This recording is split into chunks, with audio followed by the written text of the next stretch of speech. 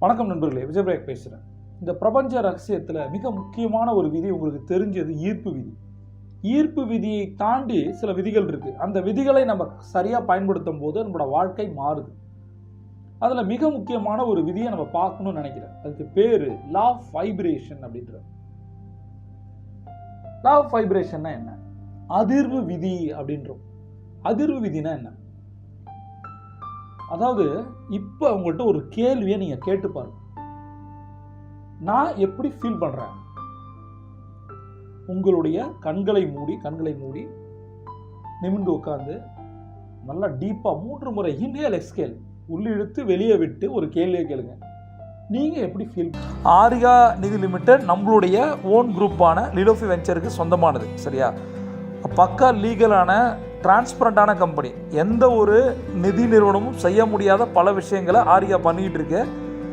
நீங்கள் உங்களுடைய பணத்தை சிறுக நீங்கள் சேமித்து வச்ச பணத்தை சேஃப் அண்ட் செக்யூராக உங்கள் குழந்தைகளுக்கு ஒரு பாதுகாப்பான எதிர்காலத்தை கொடுக்கணும் அப்படின்னா நான் ரெஃபர் பண்ணுற கம்பெனி ஆரியா நிதி லிமிடெட். கீழே நம்பர் இருக்குது, அதில் இருக்க வட்டி விதங்களை பாருங்கள்.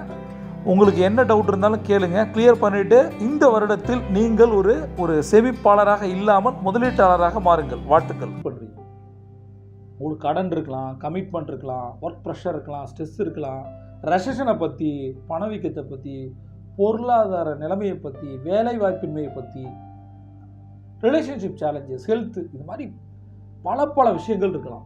இப்போ யோசிச்சு சொல்லுங்கள், நல்லா கண்ணை மூடி ஆழ்ந்து யோசிச்சு சொல்லுங்கள். நீங்கள் எப்படி ஃபீல் பண்ணுறீங்க? ஆமாம், நான் ரொம்ப ஸ்ட்ரெஸ்ஸாக ஃபீல் பண்ணுறேன், பயமாக இருக்குது, எனக்கு பணம் வர வேண்டிய இடத்துல வரல, இப்போ எப்படி கொடுக்க போகிறோன்னு தெரியல. மேபி இந்த மாதிரி ஒரு சேலஞ்ச் உங்களுக்கு இருக்கலாம். இதற்கு பின்னாடி இருக்கிற அந்த லா ஆஃப் வைப்ரேஷன் என்ன தெரியுமா? நம்மளுடைய எண்ணங்கள். இப்போ நீங்கள் சொன்னீங்க இல்லையா, நான் ஆமாம் ஸ்ட்ரெஸ்ஸோடு இருக்கேன், எனக்கு பணம் வரலை, பணம் எப்படி கொடுக்க போகிறேன், இந்த 3 வாக்கியங்களை நினச்சி பாருங்கள். இதெல்லாமே ஒரு எண்ணங்களாக மாறி ஒரு எலக்ட்ரிக் சார்ஜை கிரியேட் பண்ணுது. இந்த எலக்ட்ரிக் சார்ஜ் அப்படியே ஒரு ஃபீலிங்ஸாக மாறுது. அந்த ஃபீலிங்ஸ் எப்படி ஃபீல் ஆகுதாமா? Electric charge convert into magnetic சார்ஜாக மாறுது. மேக்னெட்னாலே உங்களுக்கு தெரியும், ஒரு சாதாரண விஷயத்தோட மேக்னெட்டிக் சார்ஜ் புகுத்தப்பட்டால் என்ன ஆகும்? புல் பண்ண ஆரம்பிச்சிடும்ல. சிமிலர் வைப்ரேஷனை எடுக்க ஆரம்பிச்சிடும். நம்மளோட வாழ்க்கையில் எது எப்போ நம்ம இதெல்லாம் நினைக்கிறோமோ அதே ஒத்த எண்ணங்களை இப்போ இழுக்க ஆரம்பிச்சிடும். இப்போ என்ன ஆயிடுச்சு அப்படின்னா, நான் எப்படி இருக்கேன்? நான் ஸ்ட்ரெஸ்ஸோடு இருக்கேன். அப்போ ஸ்ட்ரெஸ்ஸுக்கு சம்மந்தப்பட்ட எல்லா விஷயத்தையும் அது ஆட்டோமேட்டிக்காக புல் பண்ணுது மேக்னெட். இப்போ சொல்லுங்கள், நம்மளுடைய செயல்கள், அதனால் ஏற்படுற விளைவுகள் எப்படி இருக்கும்? இன்னும் எளிமைப்படுத்தி சொல்லணும் அப்படின்னா, அதிர்வு விதி என்பது நான் எப்படி என்னை உணர்கிறேன் என்பது நம்மளை கேட்டுக்கொள்ள வேண்டிய மிக முக்கியமான கேள்வி. நம்மளுடைய எண்ணங்கள் ஒரு மின்னூட்டத்தை உருவாக்குது. சரியா?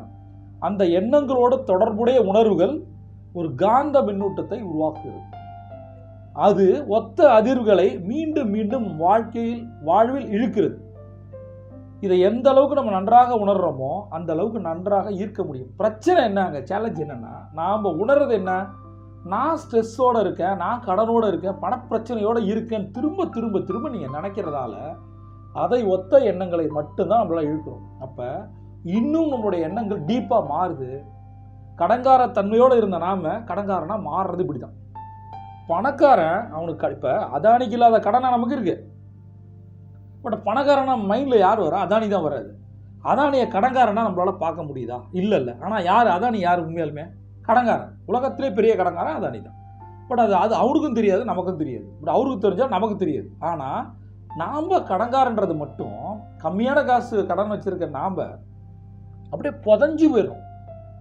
அந்த புதையலான எண்ணங்கள் அப்படியே ஈர்த்து கடன் தன்மை பர்மனெண்ட்டாக அப்படியே நங்கூரம் போட்டு உட்காந்துக்குது.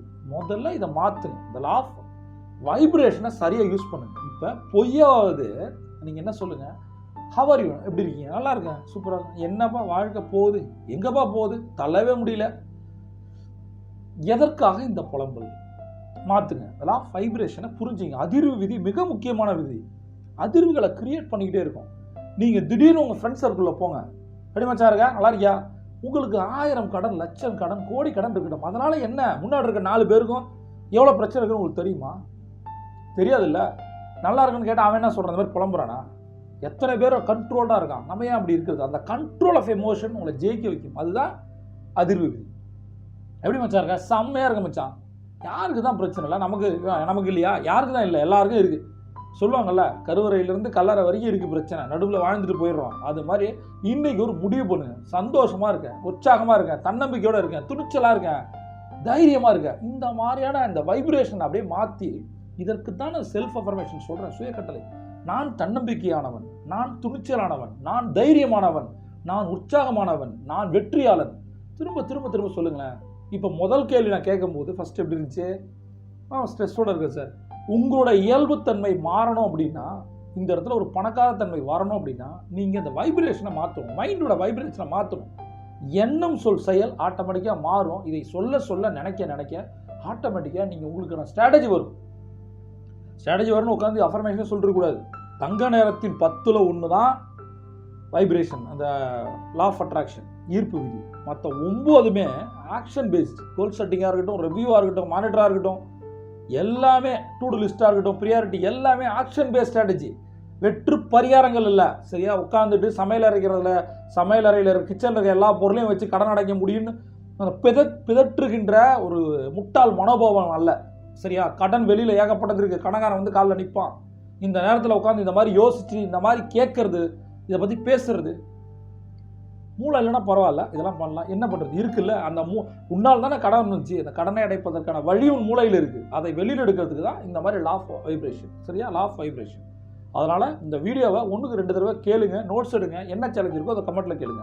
இன்னும் இதை பற்றி நிறைய தெரியணும் அப்படின்னா கீழே இருக்க லிங்கை கிளிக் பண்ணுங்கள். பிரபஞ்சம் கொடி தர காத்திருக்கேன். நீங்கள் ஒரு சாம்பியன். சியாட்டா.